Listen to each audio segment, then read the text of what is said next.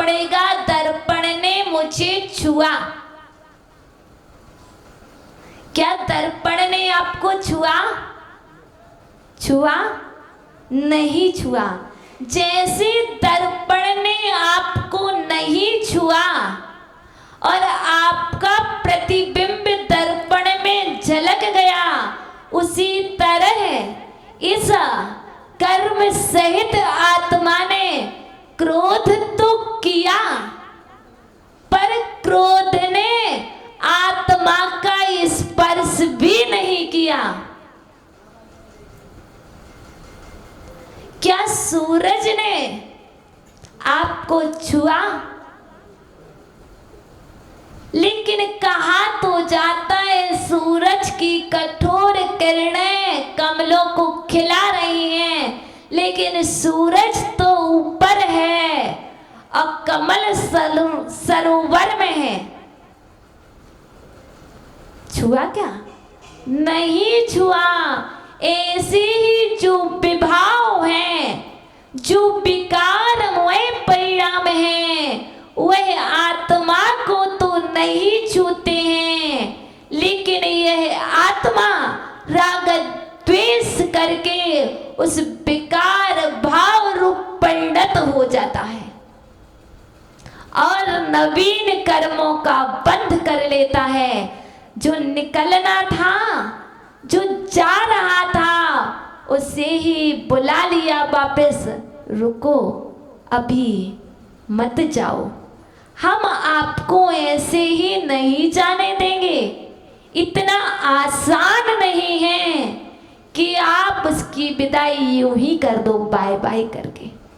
वह कर्म बड़ा ही बलवान है, बहुत ही शक्तिशाली है, जिस कर्म के कारण हम और आप अनादि से आज तक इस संसार की यात्रा कर रहे हैं। यदि उस कर्म के अनुरूप ही चलते रहेंगे तो कभी भी हम आगे नहीं पहुंच पाएंगे। तो यहाँ पर आचार्य ने यही कहा है, आत्मा पुद्गलमय कर्म में द्रव्य को तथा गुण को नहीं करता है। आत्मा पुद्गलमय कर्म में द्रव्य को और गुण को नहीं करता है। उन दोनों में उभय, क्या? तस्मिन तदुभयम, उसमें गुण में और द्रव्य में, उन दोनों में अकुर धन तस्सा सा कर्ता कथम, दोनों नहीं करता हुआ उसका कर्ता कैसे हो सकता है? जब आपने क्रोध भी नहीं किया और आपने क्षमा भी नहीं की, उसके बाद आप कैसे कह सकते हो कि मैं करता हूं? जब दोनों ही नहीं किए तो कैसे हो सकते हो? इसके लिए आचार्य भगवान आगे बतलाते हैं कि यह सब क्या है?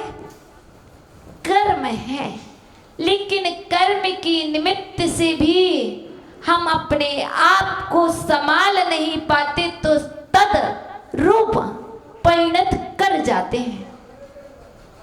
जैसे आप यहाँ आए, यहाँ आने के पहले आपने बहुत सोचा था कि हमें पूज्य गुरुवर के प्रवचन सुनना है, बहुत भावना लेकर के आए थे, लेकिन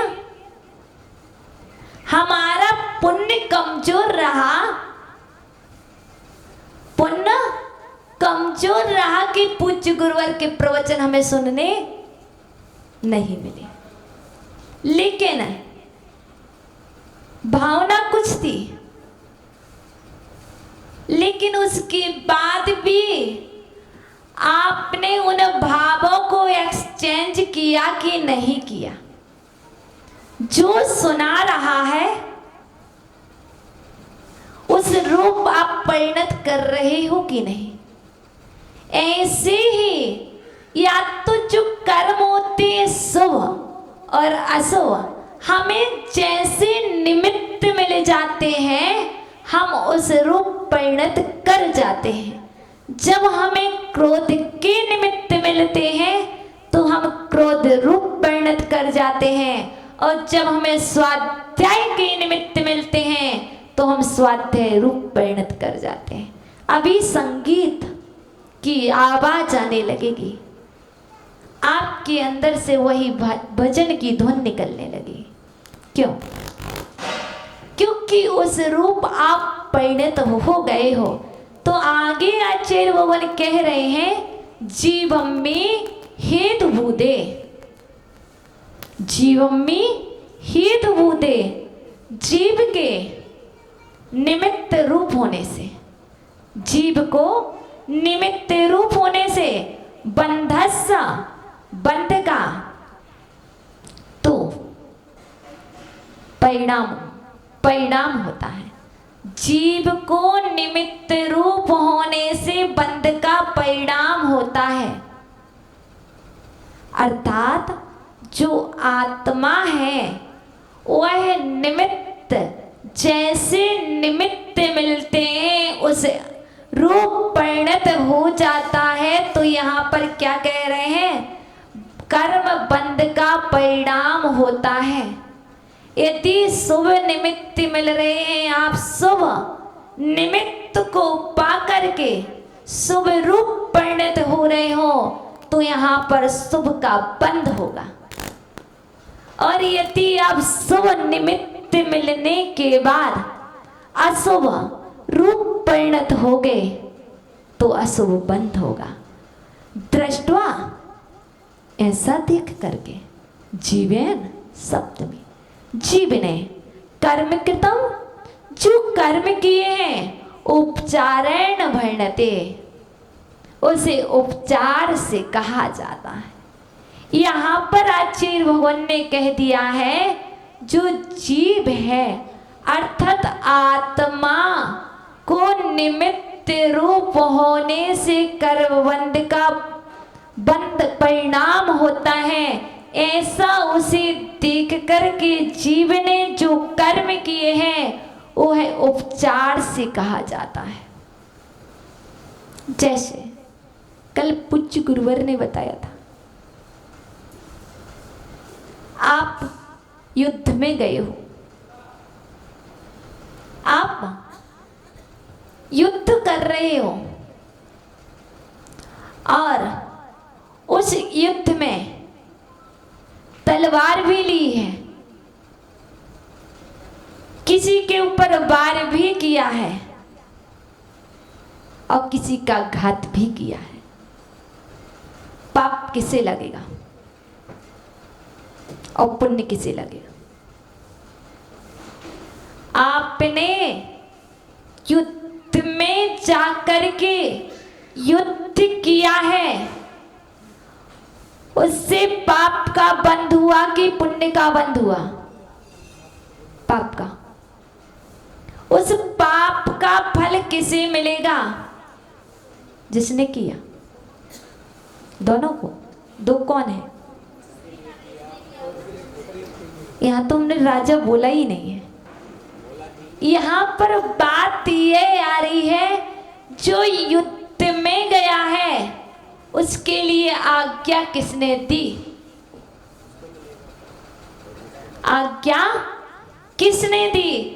जैसे ये हाथ है, आत्मा ने तो हाथ में तलवार भी नहीं ली, तलवार तो हाथ ने ली है, लेकिन इस हाथ ने तलवार कब पकड़ी? इस हाथ में गन आई कब? जब तक आत्मा रूपी राजा की आज्ञा नहीं होगी तब तक इस हाथ में गन आ नहीं सकती।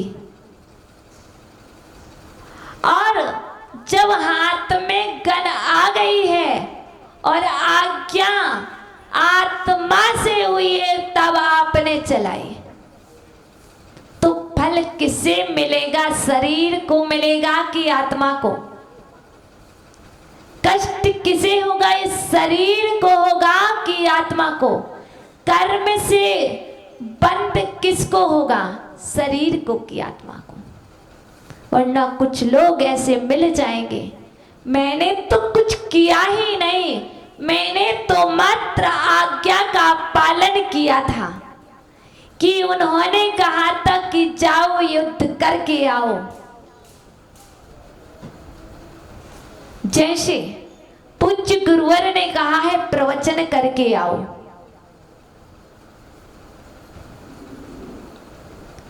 अब हम प्रवचन करने तो आ गए, तो इस प्रवचन का फल किसे मिलेगा? हमें, आचार्य को भी मिलेगा, हमें तो मिलेगा ही मिलेगा, लेकिन कब?